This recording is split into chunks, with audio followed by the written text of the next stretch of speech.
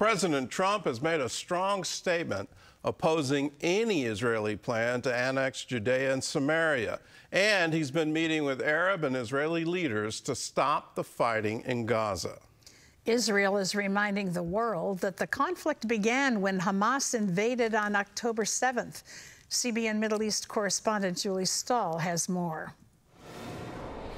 President Trump says he had good talks with Middle East leaders, including Israeli Prime Minister Benjamin Netanyahu, about ending the war in Gaza. We're trying to get the end of the Gaza situation. It's really bad, very bad. And we think it could happen. Maybe it could happen pretty soon. We want the hostages back. We want the bodies back.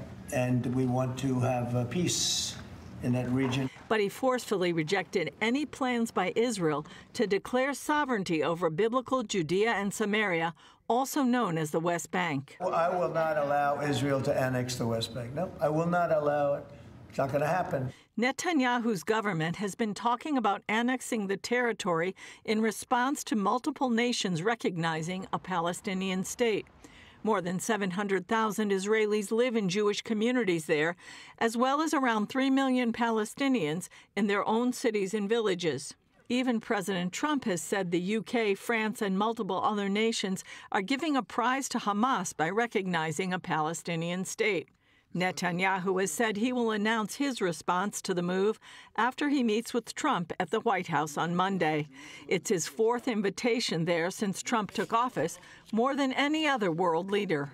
The prime minister arrived in New York Thursday ahead of his UN speech.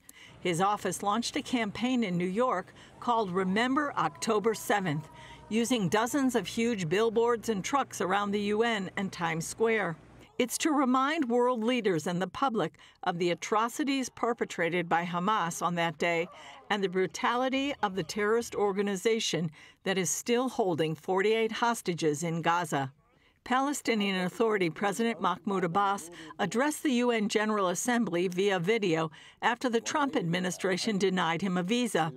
Nevertheless, he said he is ready to work with Trump, Saudi Arabia, France, and the UN to implement a peace plan proposed earlier this week. Today we say clearly, peace cannot be achieved if justice is not achieved, and there can be no justice if Palestine is not freed.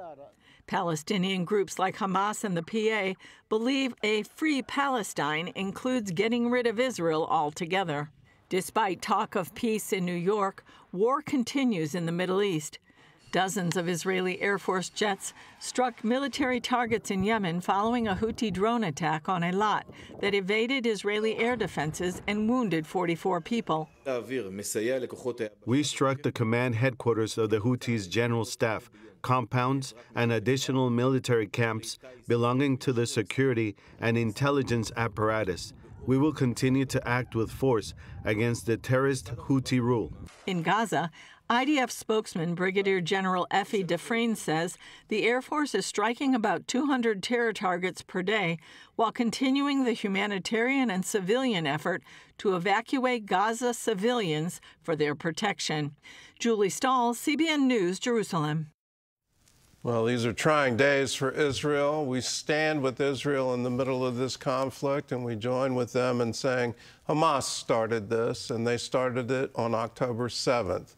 They have been in control of Gaza since supposedly the free elections back in 2005, 2006.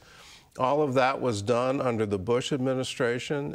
Israel withdrew from there, withdrew its citizens from there, and left it to the Gazans to govern. And in that, they elected Hamas. They didn't elect a Palestinian Authority.